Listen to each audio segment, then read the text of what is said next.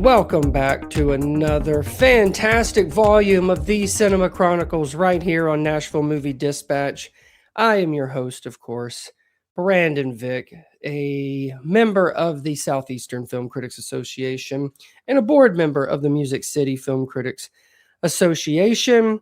Today I've got four, well, I don't know if they're all good ones, but I have four movies that we're going to talk about. But before we get to that, let's catch up since the last time we all got together. The Super Bowl happened. I was going for the Seahawks. I'm glad they won. I'm glad it was a dominant performance. And I haven't been a fan of the Seahawks since Marshawn Lynch was running around. And we all know the great actor he's become. So I was happy. I was happy with it. I don't know about these Super Bowl commercials anymore. I don't know how much it is now. I think it definitely in the millions. I think I heard like it was 7 to 8 million for like a 30-second spot.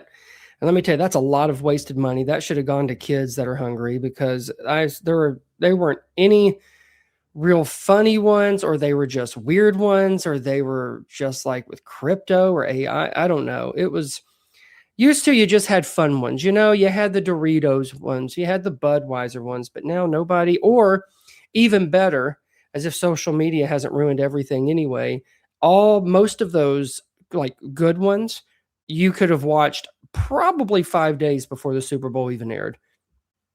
So disappointed in commercials, happy with the outcome of the game. My son turned 3.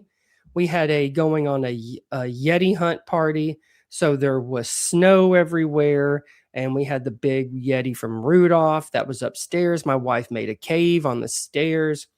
We had friends and family come over. It was crazy. My son did his first keg stand.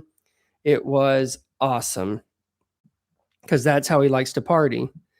Because, you know, he's 3 now. So you got to grow up sometime. And Valentine's Day, which my son's birthday is 2 days after Valentine's Day. So we really didn't do anything for Valentine's Day. But my wife and I didn't really do stuff for Valentine's Day anyway. We rarely got each other cards. So yeah, we didn't really do anything, but we are, as of this recording, we had gone yesterday, but we are going to see a play. So I guess that counts, but I don't know about the rest of you, but I don't really like to do anything on Valentine's Day.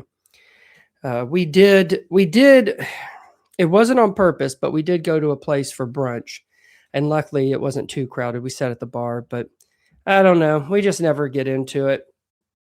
So, and now with my kid's birthday so soon, that's what February really is for us now.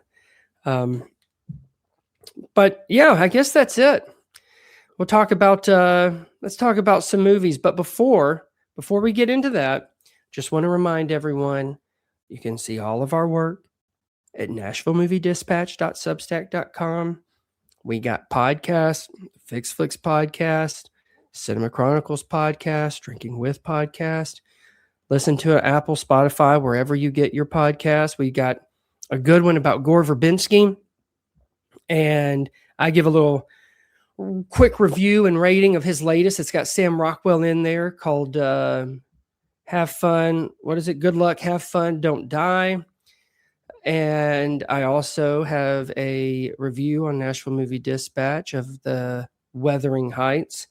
I hear it's pretty divisive. Pretty sure anything that Emerald Fennell does is divisive. So, but yeah, that's out there.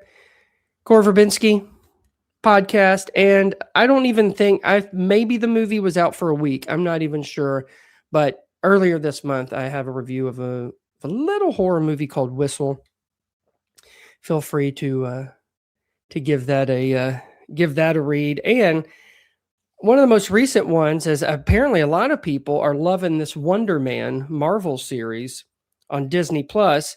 Stoney wrote a thing about it, giving it a 5 out of 5. I don't know the last time that dude's given a 5 out of 5 to any Marvel property, but it makes me want to see it, but I have not seen it. I'm currently, I am in the 5th season, which is the second to last season of Peaky Blinders.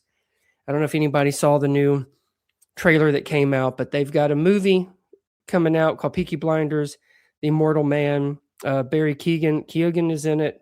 He's also in one of the movies we'll talk about today. And obviously Cillian Murphy, Tim Roth, Rebecca Ferguson.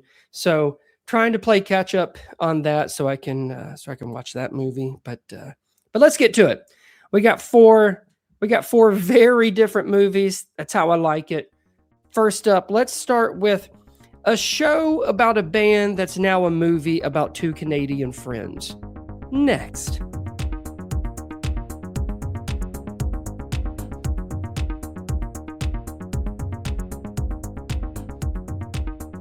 Nirvana, the band, the show, the movie. So for those like myself who do not know what Nirvana, the band show is, according to our friends at Wikipedia, it was a mockumentary web series that was about two best friends, Matt and Jay, based off the creators, Matt Johnson and Jay McCarroll, who use elaborate, chaotic, and often illegal stunts in Toronto to land a gig at a local venue called the Rivoli, or it could be Rivoli. It features improvised, hidden camera interactions with real people, creating a unique documentary-style comedic look at fame-seeking and Canadian pop culture. So it was recommended to me to kind of watch a few of their, if not shows, segments of theirs before watching the movie, and I would recommend the same. It just kind of gives you a better idea of what you're in for, and what I personally saw, I liked. It's got my kind of humor. So before watching this, I would just kind of get a little familiar with it just to kind of set the stage for you. I know that I started hearing and reading stuff about this movie last year, and they actually did a tour, and it came to the Belcourt here locally in Nashville, and Matt and Jay were there, and so from what I understand, some people that were there, it got a great response. So I was excited to see this one. Let's go to the Rotten Tomatoes synopsis real quick. When they're planning to book a show at the, let's just say, Rivoli, it goes horribly wrong. Matt and Jay accidentally travel back to the year 2008. In 2008, Stoney and I were graduating college. I have caught myself telling people I graduated high school in 2008, and then I realized, oh shit, I actually graduated. That was college. So 2008, I sort of remember. There's a thing on Elevation Pictures, which is a part of the producing film team of the movie. So on their socials, they have Matt and Jay talking about their inspirations for the show, but specifically for the movie. And there were, I think they named 4. Back to the Future was one, which is very apparent from the get-go in the movie. It's referenced quite a bit. The Tom Green Show, which makes total sense with the way that their show was done, the way that the movie's done, and its approach. Again, kind of that hidden camera, looking for like real public reactions. So that one made sense. There's one that I kind of remember seeing, but I think it's from like 1999. And it's a documentary called Comedian, which is just about Jerry Seinfeld going back to stand-up after his show ends. And there's huge, I mean, just the way that it's even filmed in a certain part, which we'll get to, is very much a nod to kind of their filmmaking approach back then for that documentary. And then the one that I found the most surprising, which it does make sense. And again, I recommend checking this out on, I know it's on Twitter, Instagram, Elevation Pictures. You can look it up, but is The Talented Mr. Ripley. I didn't see that one coming, but the way they talked about the kind of characters' relationships. I found it quite interesting. So anyway, check that out. Back to Nirvana, the band, the show, the movie. It has this fantastic ridiculousness and absurdity. Again, if you go back and watch some of the stuff before the movie, it's quite clear on this. But it starts practically from the beginning in the movie when one of their plans involves diving onto the roof of where the Blue Jays play. And it's nuts. It's very funny. I will say I'm not a fan of heights, and I think they're like 4 million feet in the air. I'm not sure, but my legs were shaking just watching it. I peed a little, but again, ridiculous and absurd in an amusing way, but it's also very smart and original in its own way, because not that time traveling movie stuff is a unique concept. It's done all the time. It's just not done that well. And when it's done really well, you kind of remember. So that's why, go back to the Future stuff. But the way that they go back in 2008, which was a big year for them, and that's how the movie starts off. So when they go back to visit and they kind of run into their younger selves, it really kind of plays up the friendship that they had, but also the trajectory of what they've been trying to do for so many years. But when they do go back to 2008, they use like these different cameras and look, and it's exactly sort of like the way Comedian, the Jerry Seinfeld documentary, was done. And it really gives this, like, of course it's nostalgic in many ways, and it has a lot of fun riffs. It shows how can I say this, some people that ended up not being good people. So I'll give you a hint. One liked Subway sandwiches and one liked Jell-O.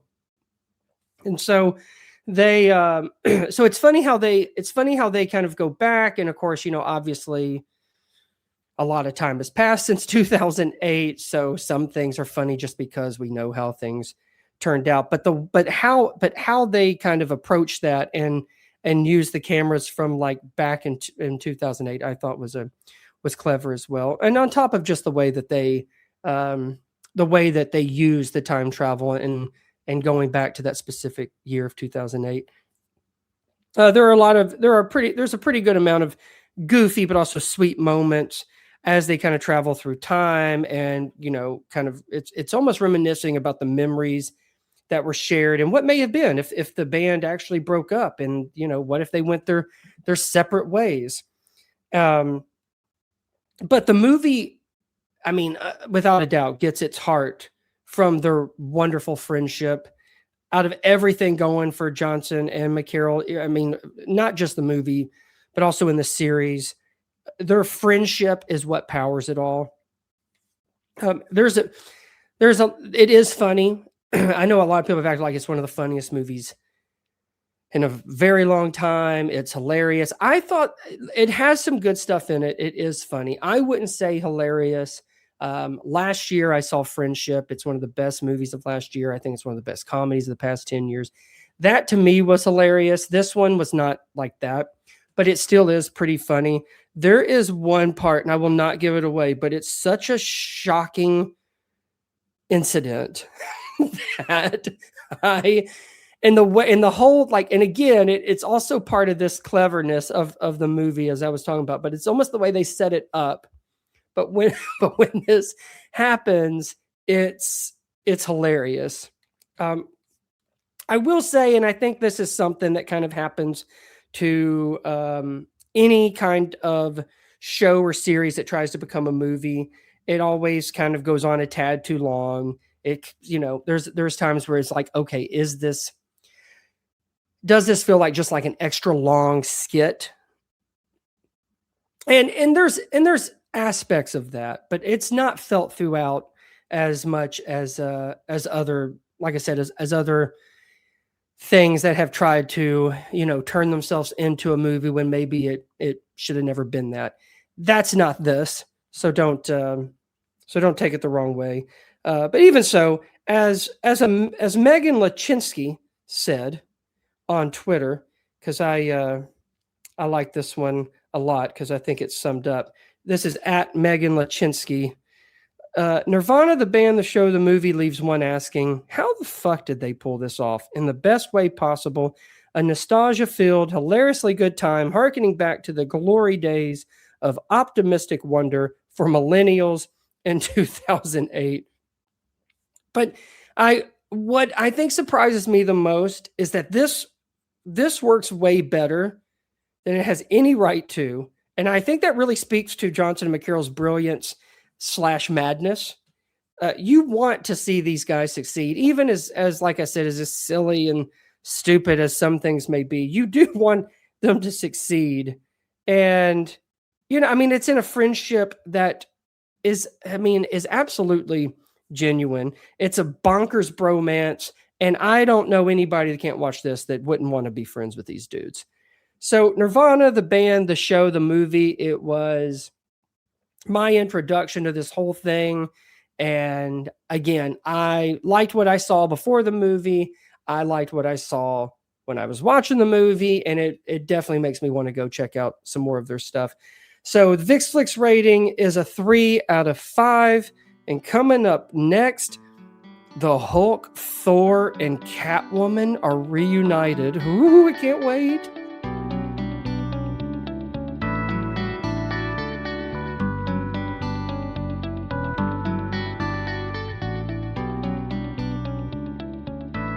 Crime 101. Let's start with Rotten Tomatoes synopsis here. Set against the sun-bleached grit of LA, Crime 101 weaves the tale of an elusive jewel thief played by Chris Hemsworth, whose string of heists along the 101 freeway have mystified police.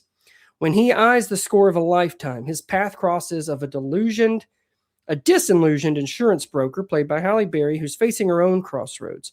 Convinced he's found a pattern, a relentless detective played by Mark Ruffalo is closing in, raising the stakes even higher. As the heist approaches, the line between hunter and hunted begins to blur, and all three are faced with life-defining choices and the realization that there can be no turning back.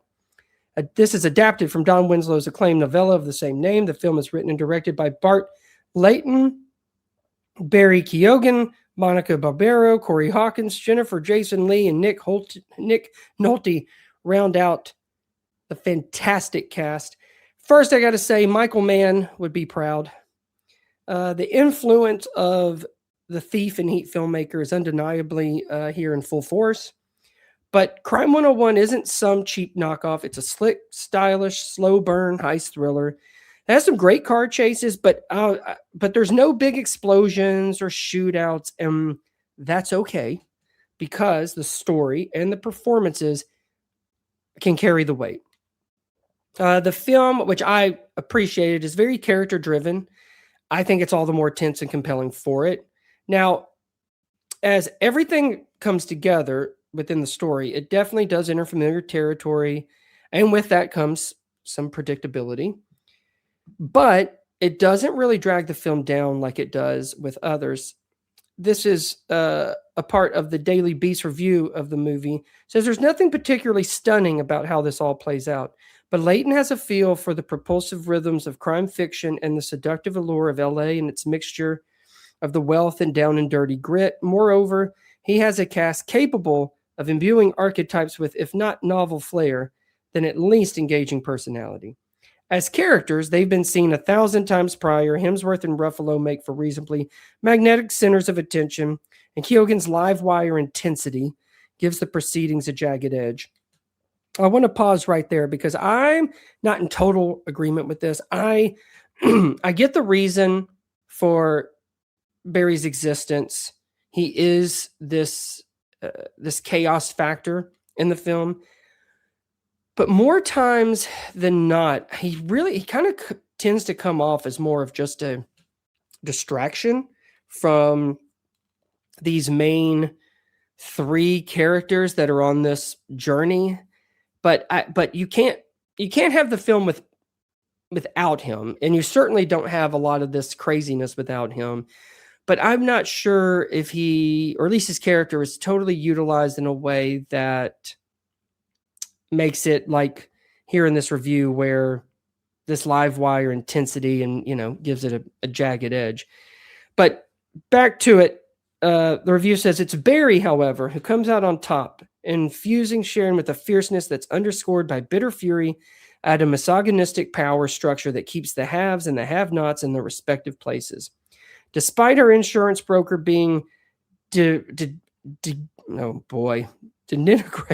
as over the heel at 53. One day I'm going to learn how to read. The Oscar winner proves as commanding as ever. Even her corniest moment, a kiss-off speech that doubles as a declaration of feminist independence, resounds with a "You Go Girl" vigor. I will say this is some of Barry's best work in years. There's no doubt about that.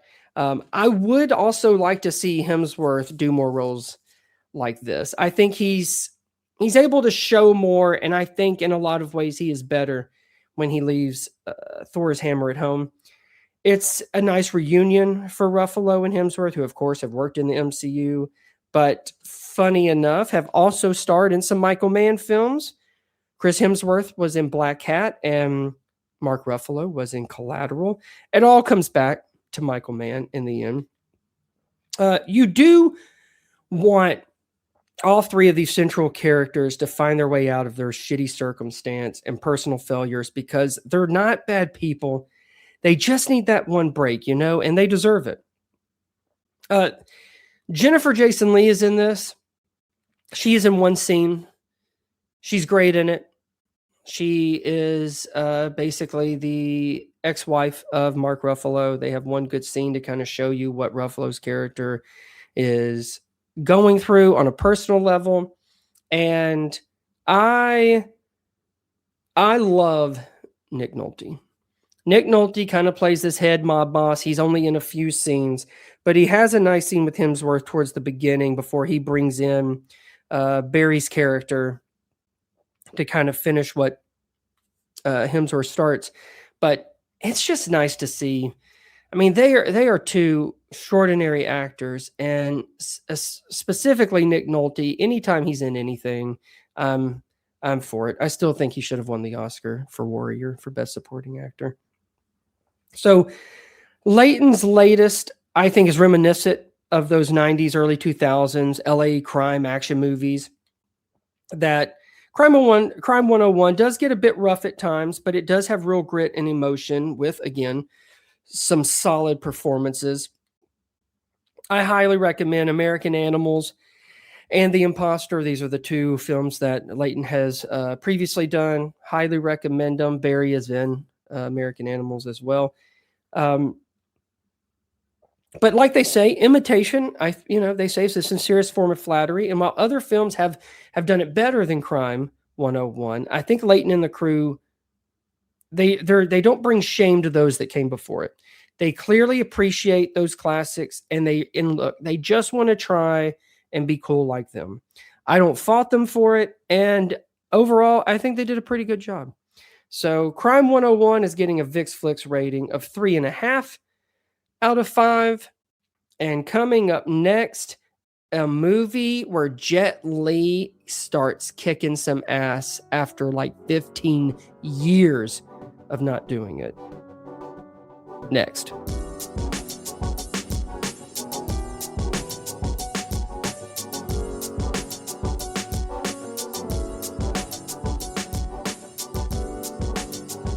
Blades of the Guardians. So this is a Chinese martial arts film that actually was released on Tuesday the 17th, which is Chinese New Year. Per Variety, the film, hang with me, the film adapts a comic series by, I'm going to try and get this right, Xianzhu Shu, and unfolds during China's Sui Dynasty. I'm really trying on this one. Under Emperor Yang Guang's oppressive reign. The story centers on a skilled mercenary named Bio Ren navigating the harsh deserts of the western regions, who becomes entangled in a perilous scheme while completing what initially appears to be a simple escort assignment. So director Wen Wuping, he's directed Drunken Master, Iron Monkey. He directed The Sword of Destiny, which ended up being the Netflix sequel to Crouching Tiger, Hidden Dragon. And he also has done the action choreography for films like Crouching Tiger, Hidden Dragon, and Kill Bill. So it shouldn't surprise anyone just how spectacular these action sequences are. And it's an epic martial arts film. There's no question. There's a true art to this fighting choreography that we have obviously seen before, but it never gets old when it's done right. There is real beauty in the bloodshed with Blades of the Guardians. So this is actually from the film's press notes that I received, where it says action design as character design. It says a core principle of the production was that action should not flatten characters into one generic fighter type. Instead, choreography is used to express identity. Some characters fight with directness and weight, close range pressure, decisive impact. Others move with unpredictability, angular timing, deceptive distance, irregular rhythm. Mounted sequences are staged not only as speed spectacles, but as tests of nerve, control, and endurance. It goes on to say that the director also encouraged performers to integrate elements of their own discipline backgrounds into the choreography, shaping individualized movement signatures. In one example, there's Taekwondo-based aerial leg techniques were folded into character fighting language to create a distinctive silhouette and impact. Me personally, what I very much applaud is the thought and meaning that goes into each of these movements and the execution of them. As we all know, that's rarely the case. It gets pretty mindless in a lot of these, especially American action movies. There's also from the press notes that I found quite interesting was what we like to call the wuxia. When I say we, I mean the Chinese culture here. Reclaiming the physical language of wuxia. Blades of the Guardians is conceived as a return to the physical foundations of Chinese wuxia cinema. For those of you that don't know, which I had heard the phrase before, I didn't quite know what the full definition was, but it basically kind of stands for the martial arts and chivalry. It's a genre in Chinese fiction in general. And it usually concerns the adventures of martial artists in ancient China. The film, Blades of the Guardians, places embodied performance, tangible impact, and moral consequence at the core of its storytelling, reaffirming the wuxia as a genre defined by discipline, endurance, and human presence, rather than digital spectacle. The performances are good. The script is simple, and the story does have its issues. I think you really need to be familiar with the comic series to really kind of get into it. It's never boring, and it keeps up a good pace, but it's still pretty thin, and it appears it's only a piece of the bigger puzzle, as the whole thing is about taking this person to, I think, is it Shanghai? But but in this movie, they never even get there. So there are quite a few characters and groups to keep up with. There's some mercenaries, there's some generals, there's part of these groups called the Five Clans, there's bounty hunters, and so much of them are pretty generic with no sort of personality or depth. Some scenes do come off as cheesy as well. It doesn't always feel like this emotional sweeping adventure like it's sort of presented, but I will say that Blades of Guardians does have some stunning cinematography, and the locale is amazing. And going back to the press notes, it says that the Western China desert was the production partner. It said that filming took place extensively on location in the desert regions of Western China, using real terrain and volatile conditions as active elements in performance and choreography. The landscape functions not simply as a backdrop, but as a source of resistance. There's wind, sand, heat, uneven ground, and long distances reshape the breath and timing and stamina, allowing action to register as lived physical effort rather than abstraction. It says, listen to some of these conditions that they list. So there's ground level temperatures that reached approximately 140 degrees Fahrenheit during the desert shoots. There was persistent wind and sand exposure, significant day-night temperature swings, and uneven terrain that complicated mounted choreography and mass movement staging. So Blades of the Guardians, it's gorgeous. It's especially entertaining when the action kicks in. It's where it really thrives. The story does feel underwhelming, but assuming it's only the beginning, which I believe that's what it is. I don't know within the comic series what this film covers, but clearly this is just the beginning of a long journey. But I do think it has certainly the capability to get bigger and better. Now, I opened up this thing by talking about Jet Li. So I don't know if anybody remembers Jet Li. If you don't, shame on you. But he was this is this martial arts legend. I think one of his first kind of American breakthroughs was, I think it was Lethal Weapon 4. He was the villain in there. He's been in I think a pretty cool movie with Bob Hoskins called Unleashed. Romeo Must Die. But I think the last time most American audiences probably saw him was, I believe he was the Emperor in Mulan, the live action movie from Disney. But apparently this was his first live action martial arts movie in like 15 years. But let me tell you, in case any of you were worried, he's still got it. He is in a fight scene that is early on, and it's literally 2 against 1.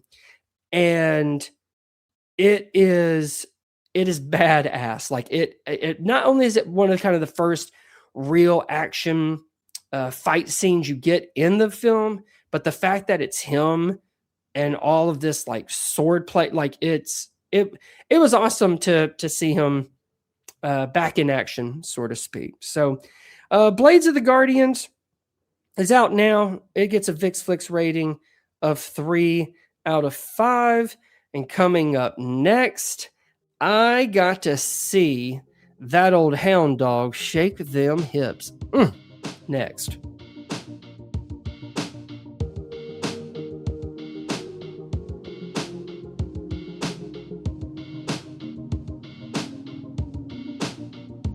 Elvis Presley in concert, or epic, as we like to say. Rotten Tomatoes makes it short and sweet. Elvis sings and tells his story like never before in a new cinematic experience from visionary filmmaker Baz Luhrmann. If you don't know, Baz Luhrmann is the director of Moulin Rouge. He's done Australia, but he also did Elvis with Austin Butler and Tom Hanks. And I want to go to this variety review of Epic because it's how Baz Luhrmann's Elvis documentary is one of the most exciting concert films you've ever seen. But in it, and as he starts it, I thought was very interesting because all of this kind of came from when he was first working on Elvis the film. Says Luhrmann originally planned to incorporate never before seen footage of this period into Elvis, and this period is within 1969 to 1977, I think, when he was performing at the International Hotel. And he ended up doing over like 1,100 shows. So almost all of this footage is from this time. But Luhrmann decided against it. But what he discovered at the time was 68 boxes of 35 millimeter and 8 millimeter footage in the Warner Bros. Archives, including vast outtakes from the Elvis That's the Way It Is from 1970 and Elvis on Tour from 1972, 2 major Elvis concert films, plus audio tapes of unheard interviews. Much of the footage was silent, though there was corresponding audio, which needed to be painfully synced up, a process that took 2 years. And it says in certain cases, the audio was created out of other recordings. Diving into this treasure trove of unseen performances, working with the editor, Jonathan Redman, Lerman has fashioned a streamlined and exquisitely paced concert film. So somewhere, and I'm not sure where, but Lerman has described Epic as a tone poem rather than this traditional straightforward documentary. It's all told by Elvis and his music, that, using all of that footage. And it is incredible. Lerman doesn't come with the usual baggage that I think we all know about Elvis and his life, the manipulation and cheating, and then the stealing, dealing with the colonel, his demons, and the the tragedy that surrounds him. We've seen and heard, I think a lot of us have at least seen and heard all there is to really know about that stuff. But what I haven't seen, especially in this way, is his commanding presence, his genius, the joy that music brought him, and just how much he actually joked around and stuff. And I might sound weird, but I really don't know if I've ever watched anything where it actually shows Elvis laughing and kidding around while he's kind of creating the music and the show that he would do in Vegas. So yeah, I mean, seeing him have fun feels strange because of all we know, but he did. I mean, he really did, and you get a front row seat to it, and it's honestly, it's a fabulous time. The doc does hit on his earlier days as far as being arrested, going to war, the movies he made. They don't waste a whole lot of time on that, but it definitely gets more fascinating and exhilarating once we get into the rehearsals, and obviously when he's on stage during these Vegas shows, while truly feeling these musical inspirations that there's footage of him talking about that deal with the gospel and country music and the rhythm and blues, the sound and the editing, but really the sound is electric. It's feeding us this unstoppable energy and pace, while his majestic, unmistakable voice sings those songs that I've heard all my life. Epic, I think, is this spectacular reminder, as well as just this rockin' celebration of the entertainer and the performer and the genius that he was. This sounds strange for as long as he's been gone, and as much as people still are sort of obsessed about him, but also all the other different things that have been done about him, you do see him in a new light. He loved what he did, and he loved his fans, and boy did they love him, and they still do. People still, I have family members who still very much love Elvis, and it more than anything, Epic, it makes that make even more sense for someone that was born after he was long gone, but the fact that he still remains, he's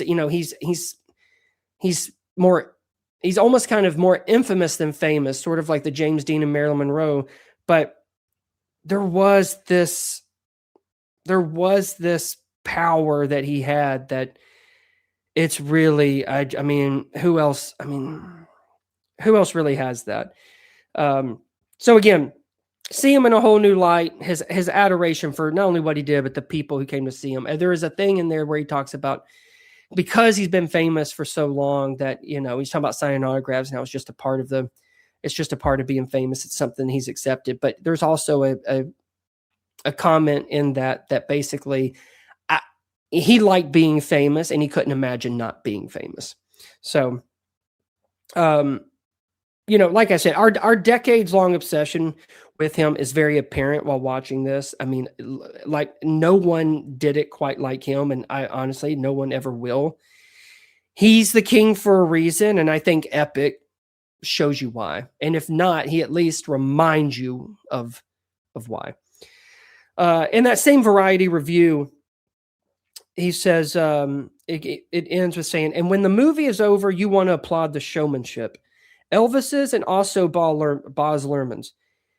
He reveres Elvis too much to let any excessive flash get in the way. There's a purity and natural-born dazzle to Epic. What you see is what you get. Elvis in the raw, driven by the awareness that it doesn't get any better than that. This is obviously a must-see for Elvis fans, but it's for everyone and anyone who wants to see such a musical force unleashed. I see this on the biggest and loudest screen possible. I did get the opportunity to see it in IMAX. It's well worth it. It's in an exclusive IMAX run through, I think, Thursday, and then starting on Friday, it'll be in theaters nationwide, but it won't be in the it won't be shown in IMAX. But whether it's IMAX or not, it's well worth it. I was totally impressed and amazed by not only who Elvis was and what he could do on stage, and the prep and the almost kind of this perfectionist approach to how he did things.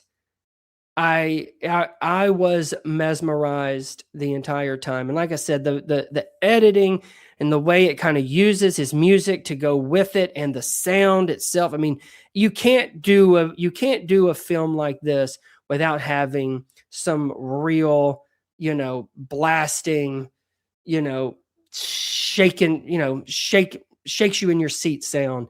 And it delivers. It delivers across the board. And I will say, when I first saw that it was coming out, I really thought it could be one of those of like, oh, Baz Luhrmann is it's still on the teat of Elvis, and he's just putting something else out to kind of milk it. But I will tell you, I liked Elvis, the film, but this to me is better. And I don't know if it's just because you're seeing the real guy, the man, and what made him famous and why he's still famous and will probably always be famous no matter how long he's been dead. This really kind of took me off guard by just how well this was. And so I take it all back, Boz. I take it all back. Vick's Flicks rating for this one of the best films of the year so far. Solid 4 out of 5. And that'll do it for another volume of these Cinema Chronicles. Remember, check out our work, NashvilleMovieDispatch.substack.com. Please subscribe. And again, we got some good podcasts out there. We got some recent reviews out there. And obviously, there's going to be a whole lot more to come, as we got some big movies coming out next month. So until then, just go see a damn movie. Oh.